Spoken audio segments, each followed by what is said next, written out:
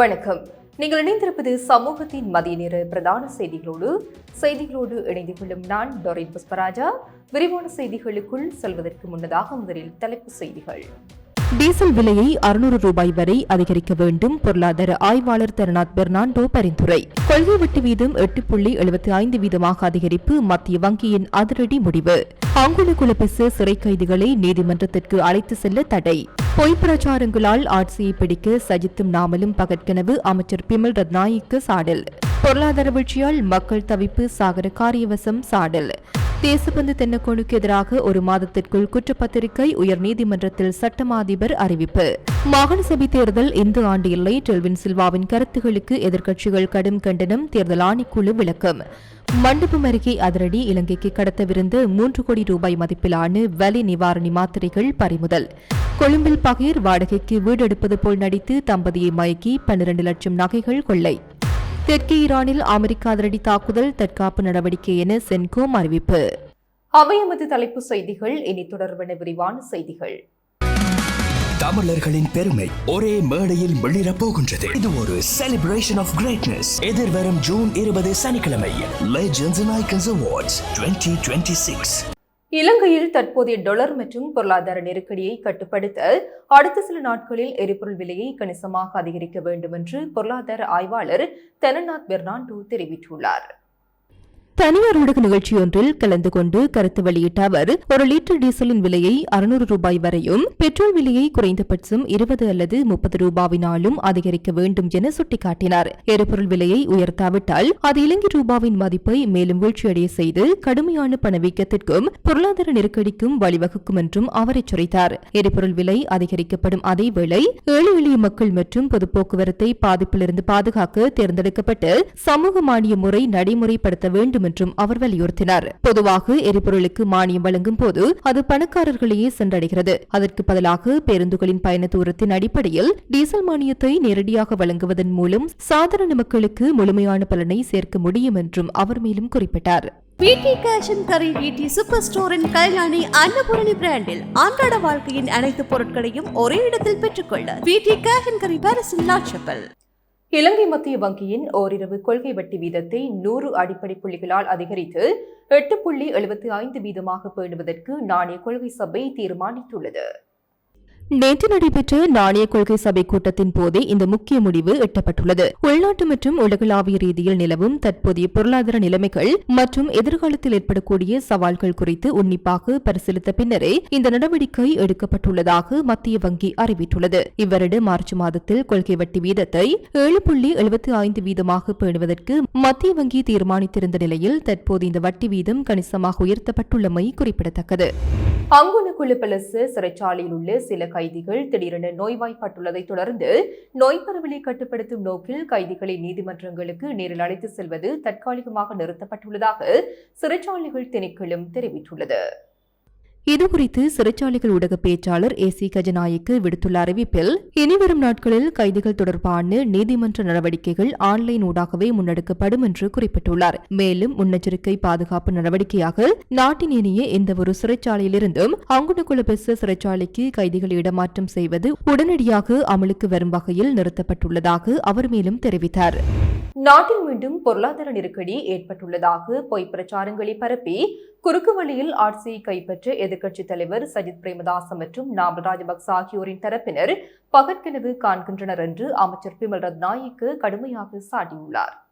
இதுகுறித்து ஊடகங்களிடம் கருத்து வெளியிட்ட அவர், அரசின் மக்கள் நலன்சார் திட்டங்களையும் பொருளாதார கொள்கைகளையும் சகித்துக் கொள்ள முடியாமலேயே ஸ்ரீலங்கா பொதுஜன பெரமுன மற்றும் ஐக்கிய மக்கள் சக்தி ஆகிய தரப்பினர் இத்தகைய நாடகங்களை ஆடுகின்றனர் என குறிப்பிட்டார். மக்களின் பேராதரவுடன் நாடாளுமன்றத்தில் 3/2 பெரும்பான்மை பலத்தை கொண்டுள்ள எமது பலமிக்க அரசை எந்தவொரு அரசியல் சக்தியாலோ அல்லது பொய் பிரச்சாரங்களாலோ அசைக்கவே முடியாது என்றும், கடந்த காலங்களில் நாட்டை சீரழித்தவர்களின் அதிகார கனவு ஒருபோதும் நனவாகாது என்றும் அமைச்சர் திட்டவட்டமாக தெரிவித்தார். நாட்டின் பொருளாதாரம் மிக மோசமான நிலையை நோக்கி சென்று கொண்டிருப்பதுடன் தாங்க முடியாத விலைவாசி உயர்வால் மக்கள் வாழ முடியாத அளவிற்கு வாழ்க்கை செலவு அதிகரித்துள்ளது என்று ஸ்ரீலங்கா பொதுஜன பெரமுனவின் பொதுச் செயலாளர் சாகர காரியவசம் தெரிவித்துள்ளார்.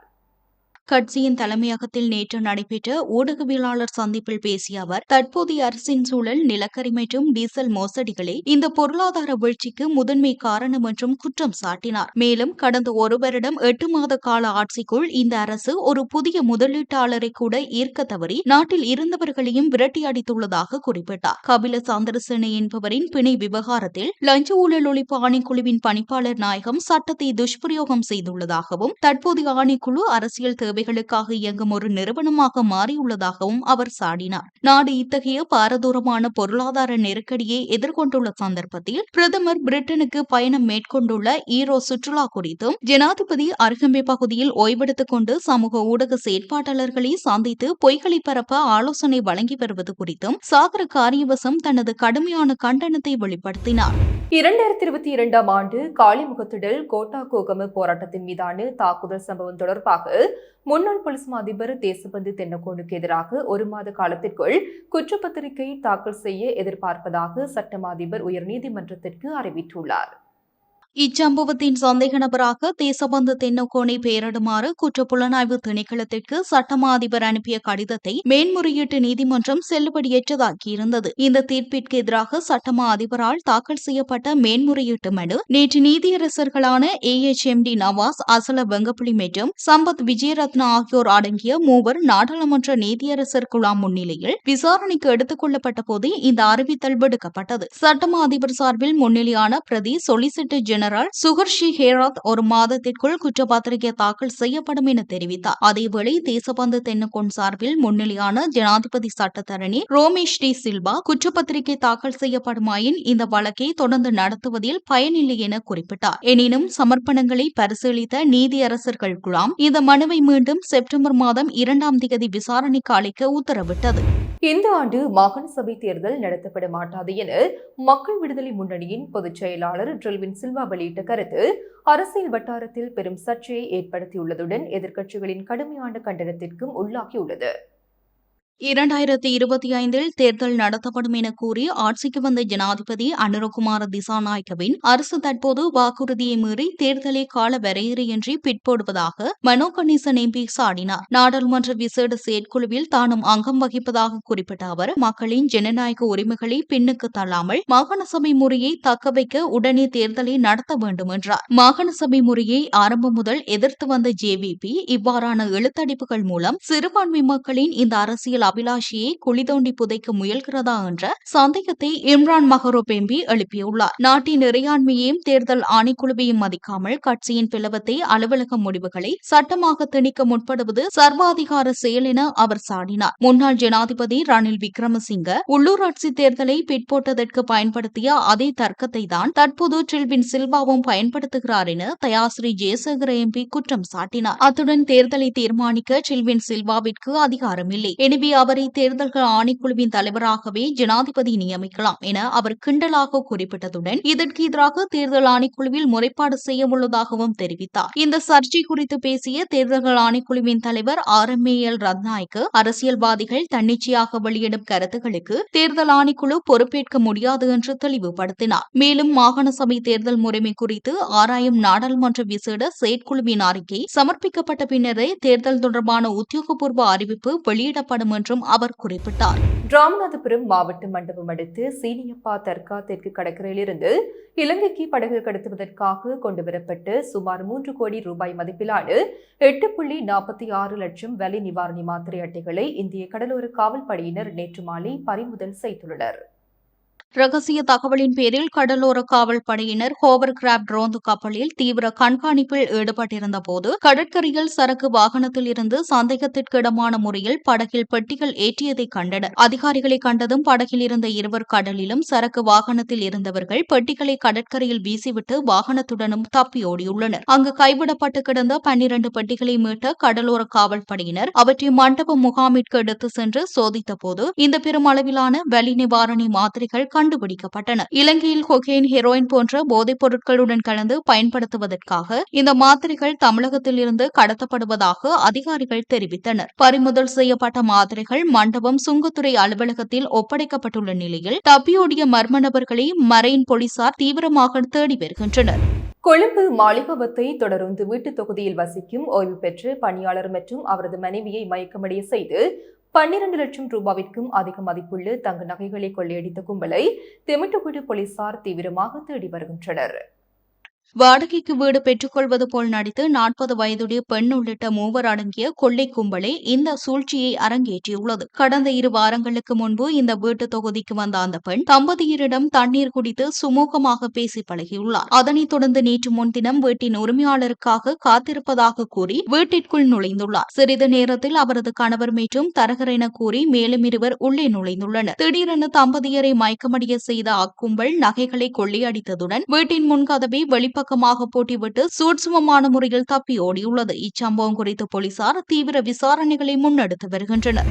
இலங்கைக்கான கியூபா தூதுவர் பத்ரிசியா லசாரா பெகோ குவேரா இன்று புத்தளம் சிராம்பியடி பகுதியில் வசிக்கும் ஆப்பிரிக்க வம்சாவளி சமூகத்தினரை நேரில் சந்தித்து கலந்துரையாடினார். இந்த சந்திப்பின் போது அங்கு வாழும் மக்களின் வாழ்க்கை முறை மற்றும் வாழ்வாதார நிலைமைகள் குறித்து தூதுவர் விரிவாக கேட்டறிந்தார். தொடர்ந்து சிராம்பியடி பகுதியில் வசிக்கும் ஆப்பிரிக்க சமூகத்தினர் தங்களின் பாரம்பரிய ஆடைகளை அணிந்து தங்களின் தனித்துவமான கலாச்சாரத்தை பிரதிபலிக்கும் பாடல்கள், நடனங்கள் மற்றும் கலை நிகழ்ச்சிகளை நிகழ்த்தி காட்டினர். இந்நிகழ்வில் கியூபா தூதுவருடன் புத்தளம் மாநகர சபையின் தலைவர் ரின்ஷாத் அகமட் மற்றும் அரசு உயர் அதிகாரிகளும் கலந்து கொண்டு மக்களின் கலை நிகழ்ச்சிகளை கண்டுகளித்தனர். கொழும்பு நகரின் மிகச்சிறந்த முகவரிகளில் ஒரு புதிய வாழ்க்கை முறையின் அடையாளம் உருவாகிறது. Blue ocean group. தெற்கு ஈரானில் ஏவுகணைகள் மற்றும் கண்ணிவெடிகளை நிலைநிறுத்துவதற்கு பயன்படுத்தப்படும் படகுகளை இலக்கு வைத்து அமெரிக்கா தொடர் தாக்குதல்களை நடத்தியுள்ளதாக வெளிநாட்டு ஊடகங்கள் செய்தி வெளியிட்டுள்ளன. ஈரானிய படைகளால் ஏற்படக்கூடிய அச்சுறுத்தல்களில் இருந்து தங்களை பாதுகாத்துக் கொள்வதற்கான ஒரு தற்காப்பு நடவடிக்கையாகவே இந்த தொடர் தாக்குதல்கள் நடத்தப்பட்டதாக அமெரிக்க மத்திய கட்டளையகத்தின் பிரதானி அட்மிரல் பிராட் ஹூப்பர் தெரிவித்துள்ளார். எனினும் தற்போது பிராந்தியத்தில் நிலவும் போர் நிறுத்தம் குறித்து அமெரிக்கா மிகவும் நிதானத்துடனும் கவனத்துடனும் செயற்பட்டு வருவதாக அவர் சுட்டிக்காட்டியுள்ளார். அமெரிக்கா நடத்திய இந்த தாக்குதல்கள் குறித்து ஈரான் தரப்பிலிருந்து இதுவரை எந்தவொரு உத்தியோகபூர்வ பதிலும் அளிக்கப்படவில்லை. அதேவேளை இந்த நடவடிக்கை எதிர்கால அமைதி ஒப்பந்தங்களில் என்ன வகையான தாக்கத்தை ஏற்படுத்தும் என்பது இன்னும் தெளிவாக தெரியவில்லை என வெளிநாட்டு ஊடகங்கள் மேலும் தெரிவித்துள்ளன.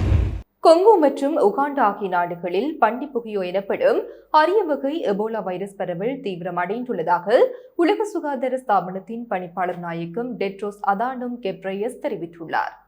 இந்த தொற்றினால் உயிரிழந்திருக்கலாம் என சந்தேகிக்கப்படுபவர்களின் எண்ணிக்கை 220 உயர்ந்துள்ளது. ஆப்பிரிக்க ஒன்றியத்தின் இணையவழி கூட்டத்தில் பேசிய அவர், வைரஸ் தொற்றாளர்களை கண்டறிவதில் ஏற்பட்ட தாமதம் காரணமாக கட்டுப்பாட்டு நடவடிக்கைகள் சவாலாக மாறியுள்ளதாகவும் நிலைமை சீரடைவதற்கு முன் மேலும் மோசமடையக்கூடும் என்றும் எச்சரித்தார். நிலைமைகளை நேரில் ஆராய்வதற்காக அவசரகால சுகாதார பிரிவின் சிரேஷ்ட அதிகாரி சிக்வே இஹேக்வாசுடன் இணைந்து தாம் கொங்கோவிற்கு விஜயம் செய்யவுள்ளதாகவும் அவர் குறிப்பிட்டார். உகாண்டாவில் மேலும் 2 பாதிக்கப்பட்டுள்ளதை அடுத்து அங்கு பாதிக்கப்பட்டோரின் எண்ணிக்கை 7 உயர்ந்துள்ளது. இந்த அரிய வகை எபோலா வைரஸிற்கு அங்கீகரிக்கப்பட்ட தடுப்பூசிகள் எதுவும் இதுவரை இல்லாததாலும் கொங்கோவின் இத்தூரி மற்றும் வடகிவு மாகாணங்களில் நிலவும் பாதுகாப்பற்ற சூழலாலும் வைரஸை கட்டுப்படுத்துவது பெரும் சவாலாக மாறியுள்ளது. இதன் காரணமாக உலக சுகாதார ஸ்தாபனம் இதனை சர்வதேச கவலைக்குரிய பொது சுகாதார அவசர நிலையாக பிரகடனப்படுத்தியுள்ளதுடன் கொங்கோவின் அண்டை நாடுகளை அவசர நடவடிக்கைகளை எடுக்குமாறு அறிவுறுத்தியுள்ளது.